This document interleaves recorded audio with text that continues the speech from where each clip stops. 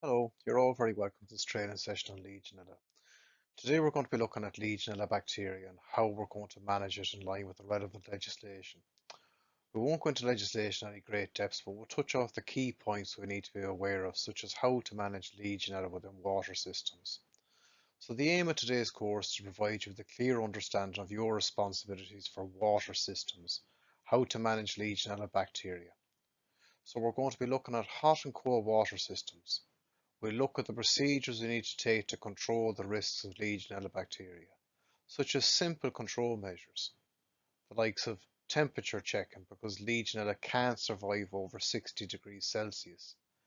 And at 50 degrees Celsius for 2 hours, roughly about 90% of the bacteria die off.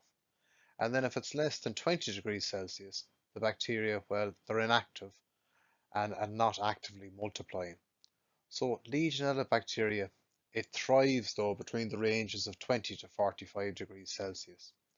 Then we have flushing, and that disturbs the biofilms. That's the nutrients foods that the Legionella bacteria feed on. So water turnover makes such a big difference to managing Legionella within the systems. So these simple measures, well, like anyone can do them. So temperature checks and flushing of little used outlets. It really is a key thing. So a recording of what you're doing is so important. I can't stress that enough. If it's not written down, you have no evidence to show that you're managing it. It's so important to have this evidence. And as we make our way through the presentation, we'll keep it nice and simple and break it down into the key points that we need to know. Aims. So over the next few slides, we'll be addressing these key points here. So one key point to highlight is Legionella. It's commonly found in water, including groundwater and treated water. And Legionella bacteria may be present in low numbers in the water systems, but then having careful control measures in place will prevent the bacteria from multiplying. So it's when the multiplication of the bacteria occurs, that's when we have problems. So when microbiological monitoring is carried out, they measure at a unit called CFU, and that's colony forming units. So anything under 100 CFU per litre, the system's under control. Anything above 100 CFU per litre, action needs to be taken. So the key point is, if we hear there's Legionella in a system, it really depends on the level of bacteria as to the control measures that we need to take. We'll also look at legislative requirements. Essentially, these just outline how we effectively manage Legionella. There's a list of the legislation applicable here on the slide, and there's also a guidance document which is called the National Guidelines for the Control of Legionnosis in Ireland 2009. And it's really good because it breaks down the technical jargon into a user-friendly guide. So the legislation that's in place, that just provides a framework for controlling Legionella, as well as requiring things like risk assessments. They also require employers to have access to competent people to ensure they comply with the health and safety legislation. So we're also going to take a look at temperature and flushing and what we need to do to keep it under control if it is detected within the system. So duties of employer then. So we're focusing on a critical health and safety topic here. So Legionella prevention and control. So Legionella bacteria, that can cause Legionnaire's disease, and that's a serious form of pneumonia. So it's vital that we take steps to protect staff, contractors and members of the public. So the first thing we need to do, well, it's essential that a thorough risk assessment is carried out for Legionella. And this includes identifying potential sources of bacterial growth within the water system, such as hot and cold water tanks, cooling towers or spa pools, etc., and assessing how likely they are to present a risk. Secondly, then we must implement effective control measures. So this typically involves temperature control. So ensuring that hot water is stored above 60 degrees Celsius and cold water stays below 20 degrees Celsius. Disinfection methods such as chlorination or ultraviolet treatment, that might also be required depending on the system. We must always maintain accurate records. As we mentioned already, you need to have this evidence, it's so important. And then regular maintenance and monitoring of water systems, that's critical, and that records should be up to date. And it's important to provide appropriate training and information to all relevant staff. So anyone involved in maintaining or monitoring water systems should understand the risks and the procedures in place to reduce the risk. And finally, in the event of a suspected or confirmed outbreak, we must immediately notify public health authorities. So this prompt action can save lives and prevent further cases. By following these key steps here, we can ensure a safer work environment for everyone. We now know Legionella bacteria is a naturally occurring in water sources and it can multiply easily if the temperatures are right for it. But if we follow simple steps, it's going to reduce the risk substantially. As we now know, Legionella bacteria can grow easily within water systems that have a temperature of between 20 to 50 degrees Celsius. In addition, it's the water outlets that aren't used frequently. They're the ones that can cause the problems, as there's a potential to harbour stagnant water in dead legs. And a dead leg is just a piece of pipe that's closed off at one end. And so as a result, the water cannot circulate and they need to be managed. We also have the additional problem of bacterial growth due to nutrients, which is the food it feeds off, such as sludge, scale, rust, algae, and other organic material. So simple measures such as flushing of little used outlets and ensuring appropriate temperatures, the golden number being less than 20 degrees for cold water and above 50 degrees for hot water. Interestingly enough, Legionella has also been found by Public Health England when they carried out a survey of 113 water butts, which showed really high level, 95% of garden water butts were contaminated with Legionella bacteria, so the bug that's responsible for Legionnaire's disease. Legionnaire's disease, that's a lung infection you can get from inhaling aerosols of water that's been contaminated with the Legionella bacteria. So Legionnaire's disease, it's a type of pneumonia caused by the bacteria, and it often requires intensive care treatment and can be fatal for approximately about 10 to 15% of healthy people, and it can have serious consequences for certain groups, especially those with immunocompromised systems. So the bacteria that's responsible for Legionnaire's disease, that was identified back in 1976 after a large outbreak at a hotel in Philadelphia. There was over 200 cases reported and 34 deaths. So the disease got its name from the group of people affected by the outbreak who were retired American service personnel that were attending a Legionnaires convention. So the Bellevue Stratford Hotel, that was the site of the first known outbreak of Legionnaire's disease. But initially the Centre for Disease Control investigating it, they considered various different options ranging from food poisoning to foul play by anti-war protesters who had threatened violence against military veterans. Then nearly 6 months after the outbreak, the Centre for Disease Control announced that they'd found the cause to be the Legionella bacteria that was thriving in the hot weather within the air conditioning system perched on the roof of the 19-story hotel. The hotel then, it closed then in 1976, just 4 months after the outbreak, as the reputation of the hotel was seriously tarnished.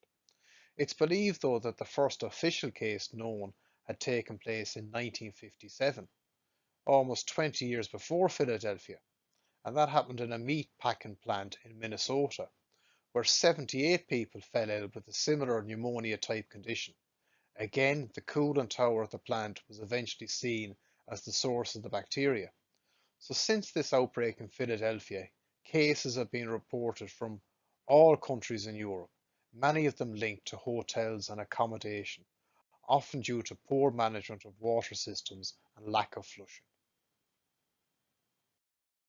Legionnaire's disease then. So there's two main diseases that are associated with the Legionella. And we've got Legionella pneumonia, commonly referred to as Legionnaire's disease, and that's a severe form of pneumonia, so a lung infection caused by inhaling water droplets that are contaminated with the Legionella bacteria. And the other is Pontiac fever, which is a mild kind of flu-like illness caused by the bacteria, often affecting previously healthy and young people. So symptoms can include fever, headaches, muscle ache, but unlike Legionnaire's disease, Pontiac fever doesn't cause pneumonia. So Pontiac fever is just a milder infection than Legionnaire's disease, and both diseases are caused by the same Legionella bacteria. Sometimes they're referred to it as Lockheed fever, which came about in 1989. So 187 people were visiting a hotel and leisure complex in Scotland, and 170 of them developed an acute illness characterized by headache, fatigue, cough, and breathlessness. So the symptoms were consistent with Pontiac fever, like illness. So it usually takes a few hours to 3 days after being exposed to Legionella bacteria to develop Pontiac fever symptoms. A little bit about Legionnaire's disease is that it's a severe form of pneumonia, and that's a lung inflammation usually caused by infection. So the initial symptoms of the disease, they usually show themselves in about 2 to 10 days after infection. So it's caused by the bacteria that we now know as Legionella. So Legionnaire's disease, it's contracted by inhaling the Legionella bacteria from water. So the issue arises when water containing the bacteria is turned into an aerosol, such as the likes of flushing a toilet with the seat open, taps or showers that produce tiny airborne particles. So these type activities can result in the bacteria being suspended in the air, allowing them to be easily breathed in, inhaled into the lungs, where it starts off the process of infection. So we see here the higher risk profile groups, with men being more likely to develop the disease. They think the difference between males and females is due to the differences in occupation, as men tend to work more in industrial and labour intensive occupations and lifestyle related risk factors such as smoking and drinking. So all ages though can be affected, but those most at risk are people who are over 40 years of age. Smoking also causes issues as it damages the lungs, making smokers more susceptible to all types of lung infections.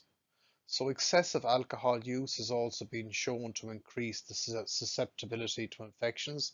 So if you're a diabetic, your immune system might be weakened and less effective in fighting infection. So existing respiratory problems, they make you more prone, such as asthma, COPD, chronic obstructive pulmonary disease. Anyone essentially that has an immunocompromised system is at a higher risk, as they don't have the same defences as that of a healthy person. Treatments exist, but currently there's no vaccine available for Legionnaire's disease, and it doesn't respond to penicillin. So fatalities, deaths can occur through progressive pneumonia with respiratory failure or multi-organ failure. So treatment is normally antibiotics that are given intravenously, and that's normally followed by a case of antibiotic tablets at home. So in some cases, oxygen might be required. And as we said a minute ago, normally it takes 2 to 10 days for incubation, but in some cases it can take up to 16 days. There's no hard and fast rules in it.